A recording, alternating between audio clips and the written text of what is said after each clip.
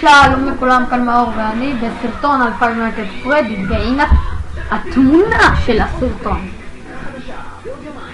כן, אם תשימו לב, יכול להיות שגולדן פרדי גרם לבית אוף 87, אבל כמו שאתם רואים, יש גם למנגל שני חדות וספרינטראפ, אולי, אבל בלון בוי יכול לגרום לבית אוף 87 כי הוא רוח. ואם תראו שם, יש לבוני גם שיניים חדות, אבל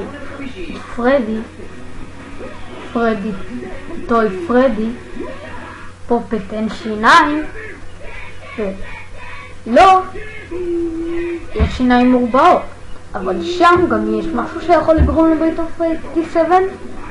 אם תסתכלו למעלה, יש פה גם שיניים חדות, וגם פה, וגם פה.